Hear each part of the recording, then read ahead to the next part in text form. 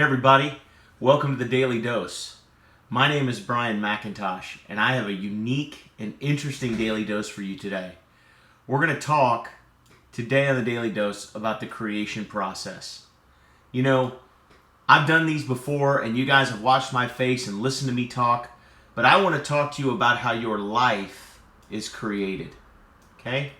If this is your life and everything that's in it, all of your, the things that in your life that you enjoy, the things in your life that you don't enjoy, the things that, the problems that you have, the blessings that you have, the gifts that you have, the talents that you have, the money that you have, the job that you have, the partner that you have, the children that you have. If this is your life, how in the world is that life created? And how can you change it to create the life of your dreams? Because that's really what personal development is about. It's about becoming more, and it's about doing the things that you need to do to work on you so that you can create the life of your dreams. Because I believe that you can. I believe that the life of your dreams is entirely within your grasp for each and every one of us. I believe it's true for each and every one of us. So how do you create the life of your dreams? What is the creation process? And it all begins, I believe, with your values. It all begins with your values. And when your values are taught to you from the time that you're very, very young, what's important, what's right, what's wrong, what matters, what doesn't matter, how to treat other people, how to treat your spouse, how you treat your children, how other people's children should be treated, all of these things are your values. And your values is really where it all stems from. Now, you can adjust your values because your values are tied inextricably with your beliefs. And you see, your beliefs are essentially what you hold true based on what you've been taught since birth. So maybe one of the things that you believe from your beliefs, right, is that the world is a hostile place and the world is out to get you. Or maybe that the world is a prejudicial place, and that if you are a person of a certain ethnic background, or maybe a person of a certain economic background, or if you grew up in a certain part of the country versus another, or a certain area of town versus another, or if you happen to be of a certain religion versus another, that the world is going to be harder on you because you have that characteristic or that circumstance. Maybe one of your beliefs is that no one in your family is very good at math. Maybe one of your beliefs is that you're out of shape and you don't look good in or out of your clothes. Maybe one of your beliefs is that you're just not the sharpest tool in the shed. Maybe one of your beliefs is that you're the best looking, smartest, most capable person on the planet. I don't know, but our beliefs drive something, okay, which is called expectation. So your values coupled with your beliefs create your expectation. Now your expectation is critically important because what you expect will manifest in your life. And it's not voodoo and it's not magic and it's not mumbo jumbo. You guys know I don't believe in that stuff. What I'm telling you is that your expectation will drive your actions. Okay? Your expectations will drive your actions. And let me give you an example. If you have an expectation that, let's just start with beliefs. Let's just back up to the top. Let's say that one of your beliefs is that your spouse is too judgmental of you. So your expectation is if you come home from work an hour late, that you're going to get yelled at, or you're going to get, chastised for coming home late. If that's your expectation, then what's going to happen to your actions when you come through the door? Are you going to say, "Hi, honey," and come in for the big kiss? Or are you going to be with, your hands up in front like Rocky Balboa, both hands up, on your guard, ready to go to battle when you come through the front door? Of course that's how you're going to be. Because your expectation is you're in for a fight. So your fight or flight principle is in full motion, and you got your hands up into the face. You're ready to rock and roll. You're ready to get down. See, that's your expectation is driving your actions. What if you have an expectation that all of your investments fail? right? What if your belief is that all of your investments fail? And so you get into an investment with an expectation that it's not going to work out. Well, guess what that's going to lead you to do? At the very first sign that investment, the stock might be stalling out or whatever, despite all evidence, despite anything that an advisor or an expert will tell you, your action would be to pull out now. And so you'll wait till the stock is at the lowest price possible and you'll pull out now. And then guess what? Maybe the stock goes back up 3 times as high as it was before. And if you'd have just held on, you'd have turned out really, really well. But see, your expectation drove your action, and your action led to your results. Are you following this? Your actions led to your results. And in this particular example of the investment idea, perhaps you pulled your money out at the first sign of a fluctuation in the climbing of the price, and as a result, you sold the stock when it was below where you bought it, and you lost money, and now you can walk around and say, "See, I told you so." See, the bad part, or the hard part, or the difficult part about this creation process is that your values and your beliefs, they create your expectation. They create the vision in your mind, the picture that you hold in your mind of how you expect things to turn out. And that expectation is what drives your actions. That expectation is what determines how you behave and respond to the world that is around you. And your actions drive your results. And interestingly enough, your results almost always mirror your expectation. Just like a self-fulfilling prophecy. And if your results mirror your expectation, then your results in turn reconfirm the original belief. And so it becomes a vicious cycle of what you believe drives your expectation, drives your actions. You get crappy results. And you go, "Yep, that's about what I expected," which reconfirms my belief. I'll tie this all together for you, and then I'm going to take you out of the mess.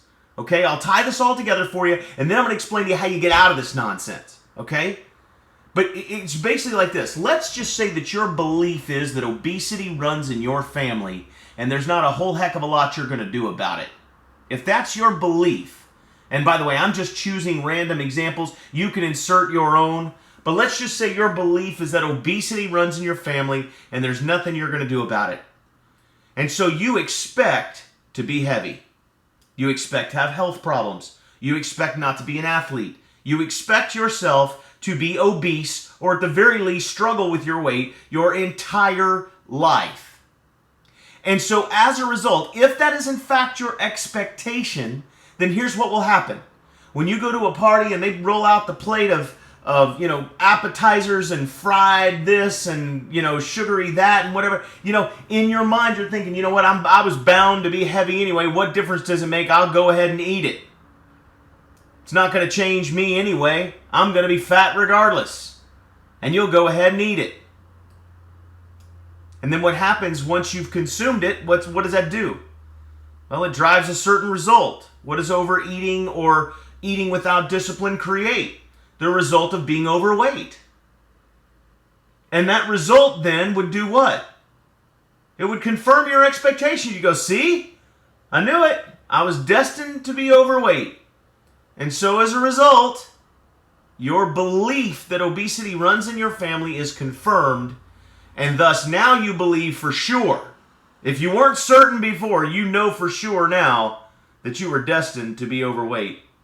And therefore, what difference does it make? You might as well just eat like an overweight person. And then guess what? That's going to make you even more overweight, which is going to reaffirm the belief that you're overweight. Does everybody understand this? This is so critical. You can create the life of your dreams if you will just get your head around this. So Brian, somebody asked me, "Brian, how do you fix it? What's the answer? If this is what the process is, how do you fix it?" And the answer is you got to go to work on this. You got to fix this. It all has to start here. Okay?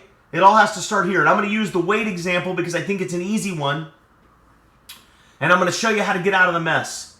So let's just go back to our example and say that you were, in fact, had a belief that obesity runs in your family and you're going to be obese and it doesn't matter what you do, and that's your expectation, drives your action, drives your results, reaffirms the beliefs, and the vicious cycle continues. Brian, how do you get out of it? Here's the answer. You got to change your beliefs. How do you change your beliefs? How do you affect your beliefs? And the answer is what you put in your head is what determines your beliefs. What you put in your head. So if I had the belief that I was obese and that my whole family was obese and I was determined to be obese, then here's what I would do. I would pick up every book, audio series, diet series on healthy eating and healthy habits. I would watch television programs that are hosted by people like Tony Horton and Susan Potter. Right? I would listen to shows on health. I would watch shows on health. I would read books on health. I would do everything in my power to change my beliefs about eating, about food, about health, about wellness. I would read stories about people who lost weight. I would put as much information into my brain as possible to change the belief that I'm destined to be overweight and to replace that with a belief that it is possible for me to change the genetic predisposition that I once thought I had, or at the very least, just the historical evidence that obesity runs in my family. Because when you begin to change what's in your head, here's what happens, guys. You've all experienced this, by the way. For people that go, Brian, just reading a book isn't going to change my beliefs. It will if you want it to. And let me give you an example.